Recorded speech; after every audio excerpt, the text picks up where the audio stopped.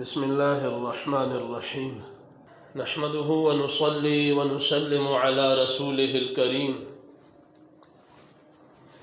أما بعد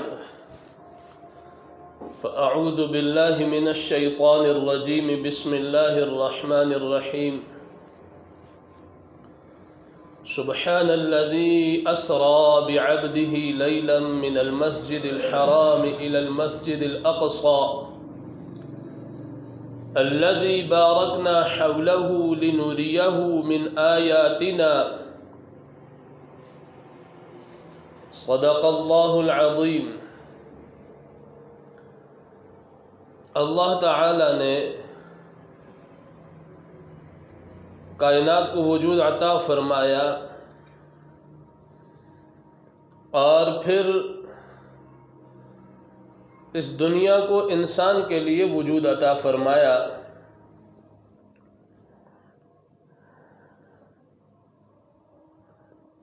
اور انسانوں کی اصلاح کے لیے اللہ نے انبیاء کرام کو دنیا میں بھیجا۔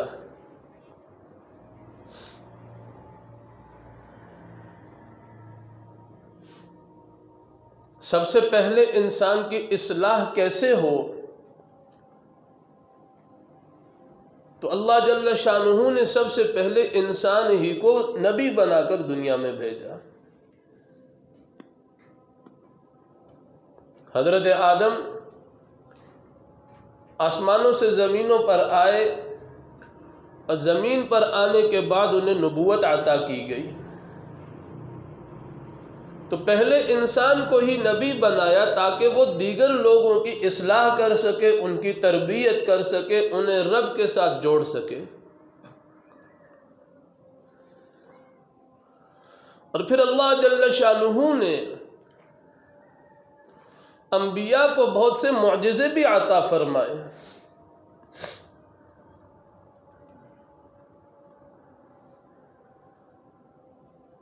اور قرآن مجید میں انبیاء کے معجزوں کا ذکر بھی فرمایا۔ احادیث میں انبیاء کے معجزات کا تذکرہ خصوصاً باب باندھ کے الگ سے چیپٹر بنا کے انبیاء کے معجزوں کا ذکر کیا گیا۔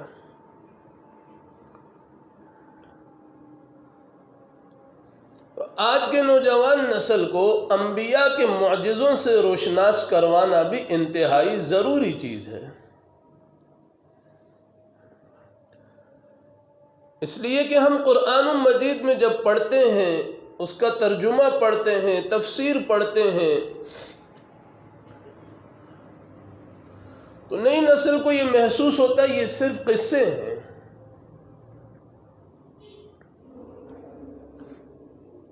لیکن وہ معجزے ہوتے ہیں۔ معجزے کا کیا معنی ہے؟ عاجز کرنے والی، ایسا کوئی کام جو لوگوں کو عاجز کر کے رکھ دے۔ اور معجزہ اللہ رب العزت کے حکم سے نبی کے ذریعے سے سرزد ہوتا ہے، اسے معجزہ کہتے ہیں۔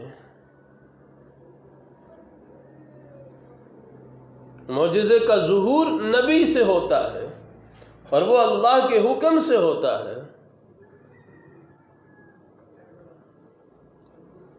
جیسا کہ قرآن مجید میں حضرت موسیٰ علیہ السلام کے معجزوں کا تذکرہ ہے۔ فرعون کی بادشاہت ہے، ساری دنیا پر حکومت ہے،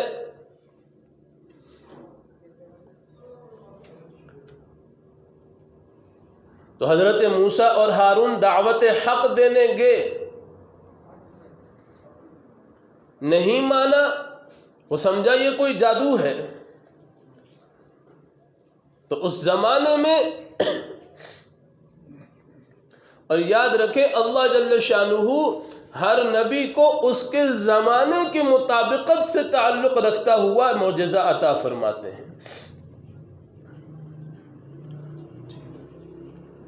تو حضرت موسیٰ علیہ السلام اور فرعون نہیں مانا حق کی دعوت کو، تو جادوگروں کو بلوایا،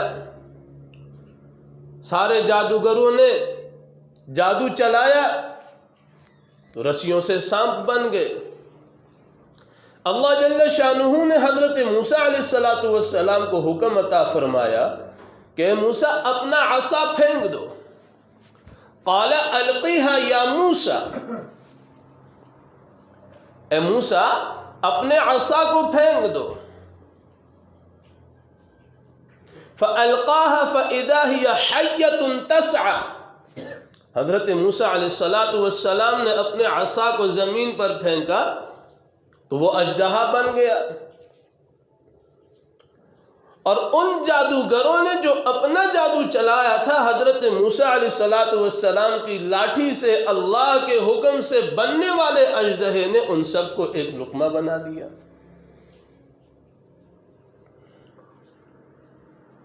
اللہ جل شانہ نے پھر حکم عطا فرمایا خُذْهَا وَلَا تَخَفْ۔ انسان ہے، انسان کی فطرت میں اللہ جل شانہ نے ڈر بھی رکھا ہے۔ مثلا تاریک اندھیری رات ہے، انتہائی زیادہ اندھیرا ہے، انسان باہر نکلتا ہے تو گھبراتا ہے، اسے ڈر محسوس ہوتا رہتا ہے کہ کوئی نہ کوئی چیز حملہ نہ کر دے۔ اور اگر کوئی چیز بالکل سامنے ہو پھر تو ڈر لگنا انسان کی عین فطرت ہے۔ تو حضرت موسیٰ علیہ السلام گھبرائے، ہاتھ نہیں ڈال رہے تھے اس عصا کو۔ اللہ جل شانہ نے پھر حکم عطا فرمایا خُذْهَا وَلَا تَخَفْ، اے موسیٰ اس کو پکڑو اور مت ڈرو۔ جب اس اژدہا کو دوبارہ سے ہاتھ میں لیا سَنُعِيدُهَا سِيرَتَهَا الْأُولَى، اللہ جل شانہ نے اژدہا سے اس کو پھر سے عصا بنا دیا۔ یہ معجزے کی بات کر رہا ہوں۔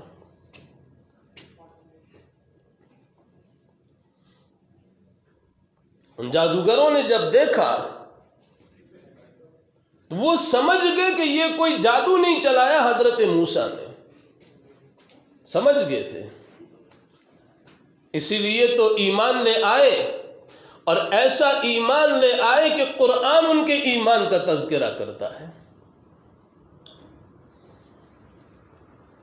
قالوا آمنا برب ہارون و موسیٰ، وہ سارے کے سارے جادوگر کہنے لگے ہم ایمان لے آئے موسیٰ اور ہارون کے رب پر۔ فرعون نے کہا تمہیں سزا دوں گا۔ انہوں نے کہا جو مرضی کرنا کر لے، اب ہم ایمان لے آئے، ہم نے دیکھ لیا موسیٰ نے جادو نہیں کیا، یہ معجزہ چلایا ہے اللہ کے حکم سے۔ تو معجزہ وہ چیز جو دوسرے کو عاجز کر دے، یہ نبی کے ہاتھ سے ثابت ہوتا ہے، ظاہر ہوتا ہے۔ ولی کے اوپر معجزہ نہیں، کرامت ہوا کرتی ہے، ولی کے ہاتھ سے کرامت ہوا کرتی ہے۔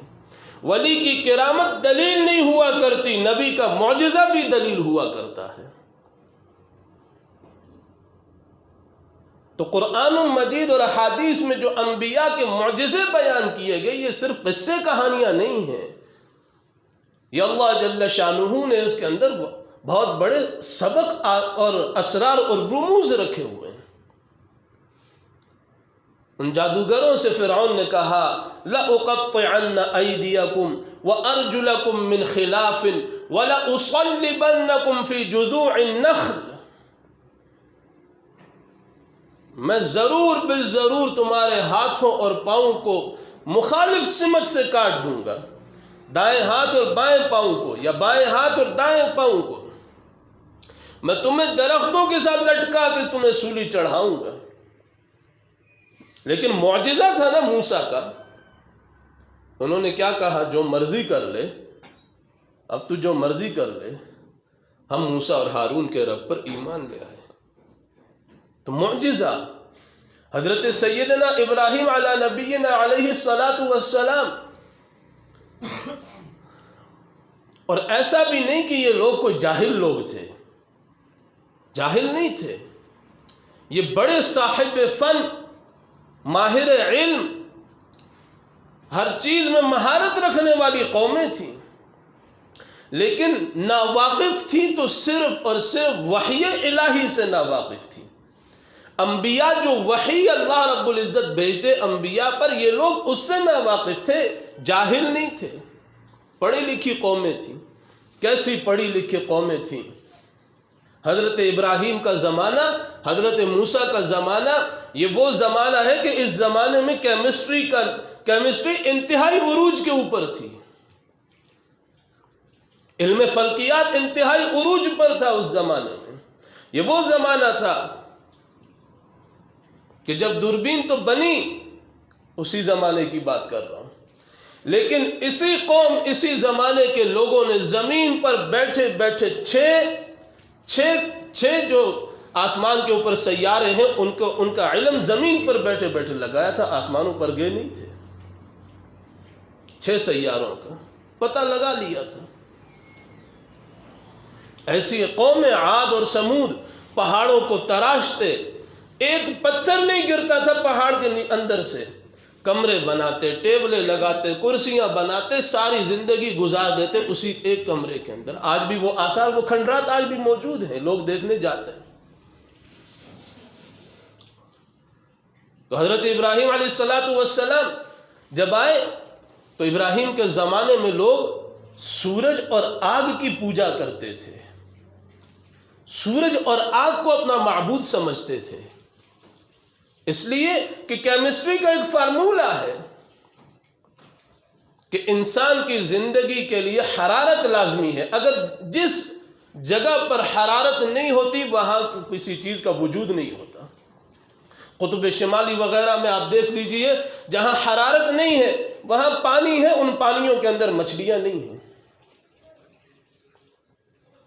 تو ان لوگوں کا نظریہ یہ تھا، چونکہ حرارت سے انسان کے سارے کام بنتے ہیں، اور حرارت 2 چیزوں سے ملتی ہے، یا تو آسمان کے اوپر ہونے والے سورج سے، یا انسان کی جلائی ہوئی آگ سے. تو وہ ان دونوں چیزوں کو اپنا معبود سمجھتے تھے. حضرت ابراہیم علیہ السلام اب اپنی قوم کے سامنے فَلَمَّا رَأَى الْقَمَرَ بَازِغًا قَالَ هَذَا رَبِّي، چاند کو دیکھا، فرمان لگے یہ میرا رب ہے.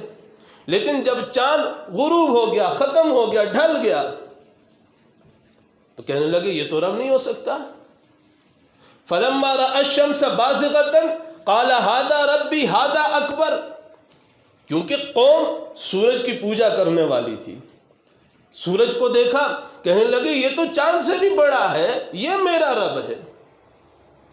فَلَمَّا أَفَلَتْ، جب وہ سورج غروب ہو گیا تو قوم سے کہنے لگے یا قوم انی بریء مما تشرکون، اے میری قوم جس چیز کو تم معبود سمجھتے ہو میں تو اس چیز سے بری ہوں. اس لیے کہ جو خالق ہے، جو پیدا کرنے والا ہے، جو معبود ہے، وہ تو کبھی غروب ہو ہی نہیں سکتا. قوم کے نظریے کے اوپر بات ہو رہی ہے. اب قوم نے کیا کیا؟ حضرت ابراہیم کے لیے آگ جلائی. نمرود کا زمانہ ہے، بڑا بادشاہ گزرا، اور یہ آگ کئی ہفتوں تک بھڑکائی گئی. حضرت ابراہیم کو آگ کے اندر ڈالا گیا. سوال یہ ہے، کیا ابراہیم کو بطور سزا آگ میں ڈالا گیا تھا؟ جواب ہے جی ہاں.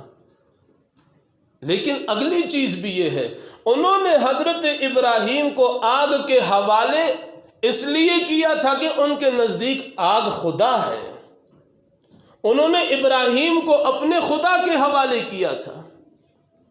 قرآن کہتا ہے اللہ جل شانہ نے اسی آگ کو حکم دیا، بردن، ٹھنڈی ہو جا، وسلامن، آگ کو بجھنے کا حکم نہیں دیا اللہ جل شانہ نے، کیونکہ اس قوم کو بتانا مقصود تھا کہ جس آگ کو تم خالق سمجھتے ہو اس آگ کو بھی اللہ نے ہی پیدا کیا ہے، اس کے اوپر بھی کسی اور کا کنٹرول ہے. بجھنے کا حکم نہیں دیا. ان کے اس خالق کی نگاہ، ان خالق کے حوالے کروایا ابراہیم کو ان کی نگاہوں کے سامنے. لیکن حضرت ابراہیم جب باہر آتے ہیں تو نہ جسم کا ایک بال بھی جلا ہوا نہیں ہے. تمام مفسرین نے لکھا ہے کہ اس معجزے کے بعد جب قوم نے کھلی آنکھوں دیکھ لیا کہ ہمارے خالق نے بھی ابراہیم کو کچھ نہیں کہا، اس کے بعد قوم نے انہیں ستایا نہیں، صرف اتنا کہا کہ ہمارا علاقہ چھوڑ دیجئے چلے جائیں، ستایا نہیں. معجزہ.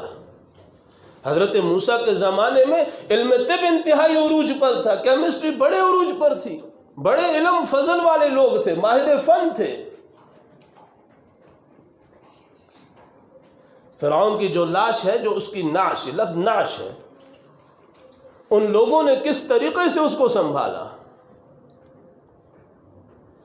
پٹیوں کے ذریعے سے جو مثالیں انہوں نے استعمال کیے اس نعش کو محفوظ رکھنے کے لیے، جو آج تک محفوظ ہے۔ سائنس کی دنیا آج بھی حیران اور پریشان ہے کہ وہ کیا مثالیں اس کے جسم کو لگائے کہ آج بھی جسم ہی ایسا ہی ہے۔ قومیں جاہل نہیں تھیں، علم و فن والی تھیں، لیکن ناواقف تھی تو وحی الہی سے ناواقف تھیں۔ وہ جن چیزوں کو خالق اور مالک سمجھتے تھے، ان کے اوپر انبیاء بتاتے تھے کہ خالق کوئی اور ہے، وہ اس چیز سے ناواقف تھے۔ حضرت عیسیٰ علیہ السلام کا زمانہ طب کا زمانہ ہے، میڈیکل کا زمانہ ہے، آپریشنز ہو رہے ہیں، علاج ہو رہے ہیں۔ اللہ جل شانہ نے حضرت عیسیٰ کے ہاتھوں سے بھی معجزوں کا ظہور کروایا۔ ابرئ الاکمہ والابرص، قرآن، ابرئ الاکمہ والابرص باذنی، حضرت عیسیٰ مادرزاد نابینے کی آنکھوں کے اوپر ہاتھ پھیرتے، اللہ جل شانہ بینائی عطا فرما دیتے۔ برس کی بیماری جس سے ہوتی، ہاتھ لگا دیتے، اس کی بیماری ختم ہو جاتی۔ وَأُحْيِي الْمَوْتَى، مردے کو کہتے قُمْ بِإِذْنِ اللَّهِ، اللہ کے حکم سے کھڑا ہو جاتا تھا۔ یہ معجزہ ہے، معجزہ ہے۔ اور معجزہ حضور صلی اللہ علیہ وسلم، یہ جو معجزے میں ذکر کر رہا ہوں یہ قرآن کے اندر موجود ہے، احادیث میں تو بہت معجزے بھرے پڑے۔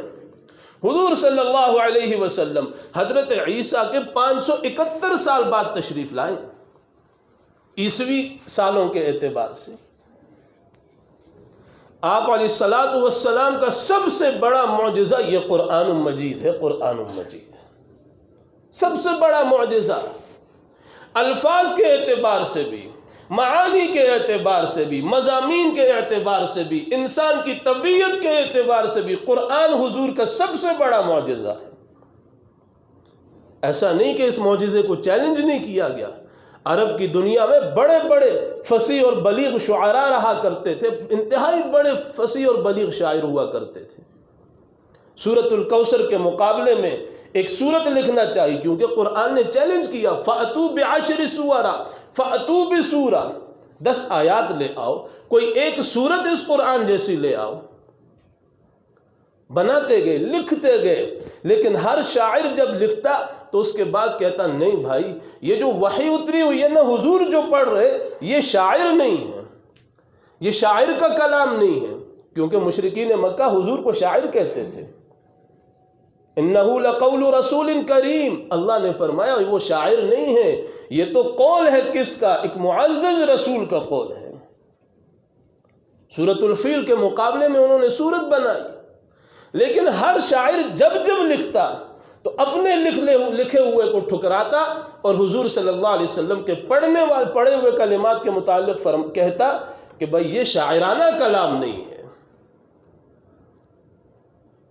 بیت اللہ میں 7 شعراء کے کلام لٹکائے گئے، 7 معلقہ کہتے ہیں، اور وہی اشعار درس نظامی کے نصاب میں پڑھائے جاتے ہیں۔ عربی ادب کا بہت بڑا مضمون ہے یہ، لیکن مقابلہ نہیں کر سکے۔ تو اللہ جل شانہ نے معجزے انبیاء کرام علی نبینا علیہم السلام کو عطا فرمائے تاکہ لوگ اس چیز کو دیکھنے کے بعد ایمان لے آئے۔ اور اللہ کی ایک سنت بھی ہے، وہ سنت کیا ہے؟ جب کوئی قوم اب کسی نبی سے معجزے کی طلب کرتی ہے، ڈیمانڈ کرتی ہے، جیسا کہ بنی اسرائیل حضرت موسیٰ سے ڈیمانڈ کی، معجزہ دکھاؤ، ہم جب تک تمہارے رب کو دیکھیں گے نہیں ایمان نہیں لائیں گے۔ لَن نُؤْمِنَ حَتَّى نَرَى اللَّهَ جَهْرًا، جب تک اللہ کو اپنی نگاہوں سے سامنے واضح دیکھ نہیں لیتے ہم ہرگز ایمان نہیں لائیں گے۔ لوگوں کو لے کر چلے گئے پہاڑ کے اوپر، اللہ نے اپنی تجلی فرمائی، فَأَخَذَتْكُمُ الصَّاعِقَةُ، اس تجلی نے ان سب کو پکڑ لیا، سب کے سب وہیں گر پڑے۔ جو قوم معجزے کا مطالبہ کرے اور مطالبے کے بعد بھی ایمان نہ لے آئے، اللہ جل شانہ اس قوم کے اوپر عذاب نازل فرما دیتے ہیں۔ حضور کا معجزہ قرآن، حضور کا ایک معجزہ واقعہ معراج بھی ہے۔ میں جو آج یہ ساری تمہید ہے ابھی، اس لیے کہ رجب شروع ہونے والا ہے، اور رجب ہی کے ماہ میں حضرات مفسرین فرماتے ہیں واقعہ سفر معراج ہوا، تو میں اس کی تمہید رکھ رہا ہوں۔ آپ علیہ الصلوۃ والسلام کا یہ سفر آغاز کہاں سے ہوا؟ پھپھی کے گھر سے، آرام فرما رہے، جبرائیل آئے، جگایا، مکہ سے لے کر گئے کہاں؟ بیت المقدس۔ بیت المقدس اس زمانے میں بیت اللہ سے مکہ سے فلسطین جانے کے لیے 40 راتوں کا سفر تھا اونٹوں کے اوپر، 40 راتوں کا سفر تھا اونٹ کے ذریعے سے۔ لیکن حضور صلی اللہ علیہ وسلم بیت اللہ یا مکہ سے لے کر بیت المقدس کتنی دیر میں پہنچے ہوں گے؟ سبحان الذی اسری بعبدہ لیلا من المسجد الحرام الی المسجد الاقصی۔ فرماتے ہیں آپ علیہ الصلوۃ والسلام پھپھی کے گھر سے جب نکلے دروازے سے، وہ کنڈی ہل رہی تھی، جب واپس آئے تب بھی وہ کنڈی ہل رہی تھی۔ سوچ لیجئے کتنی دیر لگی ہوگی۔ معجزہ، معجزہ۔ اسری بعبدہ، جو اپنے بندے کو، پاک ہے وہ ذات جس نے اپنے بندے کو سیر کروائی راتوں رات۔ فلسطین سے آسمانوں کا سفر ہے، آسمانوں کا سفر کر کے واپس تشریف لے آئے۔